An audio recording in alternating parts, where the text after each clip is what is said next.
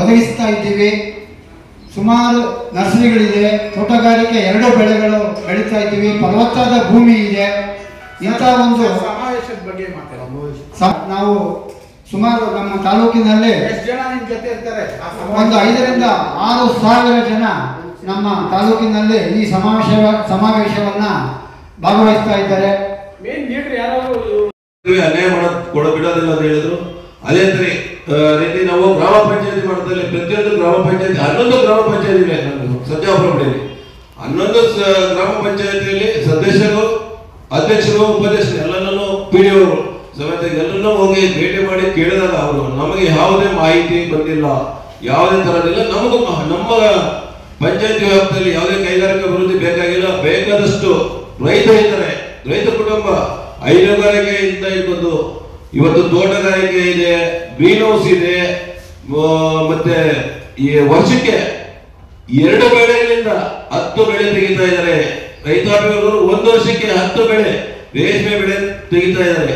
ಕೋಟ್ಯಾಂತರ ರೂಪಾಯಿ ಗೌರ್ಮೆಂಟ್ಗೆ ಹೋಗ್ತಾ ಇದೆ. ಇವತ್ತು ರೇಷ್ಮೆ ಬಿತ್ತನೆ ಬೀಜ ಮಾಡ್ಬೇಕಂದ್ರೆ ಇವತ್ತು ಆನೆಕಲ್ ಬೇಕು ಅವರಿಗೆ. ಇವತ್ತು ಹಾಕಮ್ಸ್ ಇದೆ ಬೆಂಗಳೂರಿಗೆ, ಹಾಕಮ್ಸ್ಗೆ ಎಷ್ಟು ಲೋಡ್ ಬರ್ತಾ ಇದೆ, ಮಾರ್ಕೆಟ್ಗೆ ಎಷ್ಟು ಲೋಡ್ ಬರ್ತಾ ಇದೆ.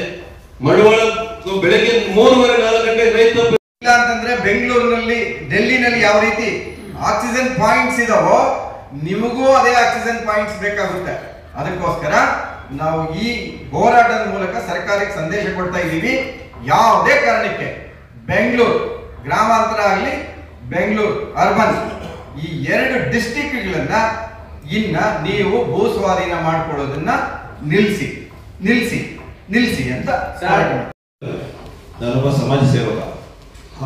ನಾನು ರೈತ ಕುಟುಂಬದಿಂದ ಹುಟ್ಟಿ ಬೆಳೆದು, ತಾತ ಕಾಲದಿಂದ ನಾನು ರೈತಾಪಿ ವರ್ಗದಿಂದ ಬೆಳೆದು ಎಲ್ಲ ಬೆಳೆಗಳನ್ನು ಬೆಳೆದು ಇವತ್ತು ಇಂಡಸ್ಟ್ರಿ ನಡೆಸುವ ಮಟ್ಟಕ್ಕೆ ಬಂದು ನಾನು ಇವತ್ತು ಎಲ್ಲರಿಗೂ ಉದ್ಯೋಗ ಕೊಟ್ಟು ನನ್ನ ಕಡೆಯಿಂದ ಮಾಡ್ತಾ ಇದ್ದೀನಿ.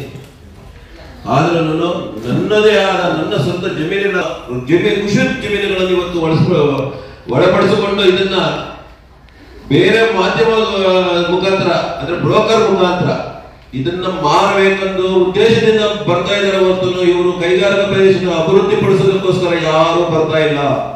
ಇದು ಫಲವತ್ತಾದ ಭೂಮಿ, ಒಳ್ಳೆ ರೇಟ್ ಇದೆ, ಇಲ್ಲಿ ಕೋಟ್ಯಾಂತರ ರೂಪಾಯಿ ನಮಗೆ ಜೋಬ್ ಸಿಗುತ್ತೆ ಅಂದ್ಬಿಟ್ಟು ಉದ್ದೇಶದಿಂದ ಇವತ್ತು ಎಲ್ಲ ಪಡಿಸ್ಕೊಳ್ಬೇಕಂದ್ಬಿಟ್ಟು ಆಗಲೇ ಯಾರದೇ ಅಭಿಪ್ರಾಯಗಳು ಪಡೆದಿಲ್ಲ, ಯಾವುದೇ ಪಂಚಾಯತಿ ಲೆವೆಲ್ ಅಲ್ಲಿ ಮಾಡಿಲ್ಲ, ತಾಲೂಕು ಮಟ್ಟದಲ್ಲಿ ಕೇಳಿಲ್ಲ, ಡಿ ಸಿ ಸಾಹೇಬ್ರವ್ರಿಗೂ ಯಾವುದೇ ಇಲಾಖೆಗಳಿಂದಲೂ ಇವರು ಅನುಮತಿ ಪಡೆದಿದ್ದಾರೆ. ಕಾನೂನು ಉಲ್ಲಂಘಿಸಿ ಮನಮೋಹನ್ ಸಿಂಗ್ ಸರ್ಕಾರದಲ್ಲಿ ಗೆಜೆಟ್ ಪಾಸ್ ಮಾಡಿದಾಗ ಕೆಲವೊಂದು ಅಂಶಗಳನ್ನು ಹೊರಗಡೆ ತಗೊಳ್ಬೇಕಾಗಿತ್ತು, ಅದನ್ನು ತಿರಸ್ಕಾರ ಮಾಡಿ ಉಚ್ಚ ನ್ಯಾಯಾಲಯದಲ್ಲಿ ತೀರ್ಪು ಕೊಟ್ಟಿದ್ದಾರೆ. ರೈತರು ಪಡಿಬೇಕಾದ್ರೆ ಇದೇ ಮಾರ್ಗಸೂಚಿನ ಅನುಸರಿಸಬೇಕಂದ್ಬಿಟ್ಟು ಉಚ್ಚ ನ್ಯಾಯಾಲಯ ತೀರ್ಪು ಕೊಟ್ಟಿದೆ. ಅದನ್ನು ತಿರಸ್ಕರಿಸಿ ಇವತ್ತು ಭೂ ಸ್ವಾಧೀನ ಪ್ರಕ್ರಿಯೆ ಆನೇಕಲ್ ತಾಲೂಕಲ್ಲಿ ನಡೀತಾ ಇದೆ. ಮಕ್ಕಳ ಹೈಯರ್ ಎಜುಕೇಶನ್, ಮಗಳ ಮದುವೆ, ಕನಸಿನ ಸ್ವಂತ ಮನೆ, ಇದಕ್ಕೆಲ್ಲ ಹೆಂಗೆ ಹಣ ಹೊಂದಿಸ್ಬೇಕಂತ ಟೆನ್ಷನ್ ಅಲ್ಲಿ ಇದ್ದೀರಾ? ಇರೋ ಚಿನ್ನನ ಅಡ ಬಿಟ್ರೆ ಬಡ್ಡಿ ಮೇಲೆ ಬಡ್ಡಿ ಕಟ್ಟಬೇಕು, ಮಾರಿಬಿಡೋಣ ಅಂದ್ರೆ ಅರ್ಧಕ್ಕರ್ಧ ಕೇಳ್ತಾರಂತ ಆತಂಕದಲ್ಲಿದ್ದೀರಾ? ಟೆನ್ಷನ್ ಬಿಡಿ, ನೀವು ಅಡವಿಟ್ಟ ಚಿನ್ನವನ್ನ ಬಿಡಿಸಿ ನಿಮ್ಮಲ್ಲಿರೋ ಹಳೆ ಚಿನ್ನವನ್ನ ಇಂದಿನ ಆನ್ಲೈನ್ ರೇಟಿಗೆ ಕೊಂಡುಕೊಂಡು ತಕ್ಷಣ ನಿಮಗೆ ಬಾಕಿ ಹಣ ಕೊಡ್ತೀವಿ. ಕೋಟ್ಯಾಂತರ ಜನರ ಆತ್ಮವಿಶ್ವಾಸ ಹಿಂದೂಸ್ತಾನ್ ಗೋಲ್ಡ್ ಕಂಪನಿ, ಇದು ನಮ್ಮೆಲ್ಲರ ಕಂಪನಿ.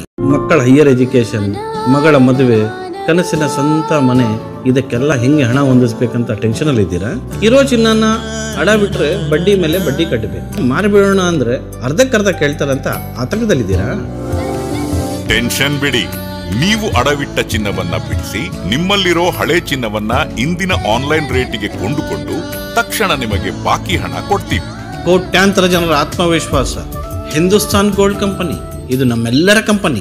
ಮಕ್ಕಳ ಹೈಯರ್ ಎಜುಕೇಶನ್, ಮಗಳ ಮದುವೆ, ಕನಸಿನ ಸ್ವಂತ ಮನೆ, ಇದಕ್ಕೆಲ್ಲ ಹೆಂಗೆ ಹಣ ಹೊಂದಿಸ್ಬೇಕಂತ ಟೆನ್ಷನ್ ಅಲ್ಲಿ ಇದ್ದೀರಾ? ಇರೋ ಚಿನ್ನನ ಅಡ ಬಿಟ್ರೆ ಬಡ್ಡಿ ಮೇಲೆ ಬಡ್ಡಿ ಕಟ್ಟಬೇಕು, ಮಾರಿಬಿಡೋಣ ಅಂದ್ರೆ ಅರ್ಧಕ್ಕರ್ಧ ಕೇಳ್ತಾರಂತ ಆತಂಕದಲ್ಲಿದ್ದೀರಾ? ಟೆನ್ಷನ್ ಬಿಡಿ, ನೀವು ಅಡವಿಟ್ಟ ಚಿನ್ನವನ್ನ ಬಿಡಿಸಿ ನಿಮ್ಮಲ್ಲಿರೋ ಹಳೆ ಚಿನ್ನವನ್ನ ಇಂದಿನ ಆನ್ಲೈನ್ ರೇಟಿಗೆ ಕೊಂಡುಕೊಂಡು ತಕ್ಷಣ ನಿಮಗೆ ಬಾಕಿ ಹಣ ಕೊಡ್ತೀವಿ. ಕೋಟ್ಯಾಂತರ ಜನರ ಆತ್ಮವಿಶ್ವಾಸ ಹಿಂದೂಸ್ತಾನ್ ಗೋಲ್ಡ್ ಕಂಪನಿ, ಇದು ನಮ್ಮೆಲ್ಲರ ಕಂಪನಿ.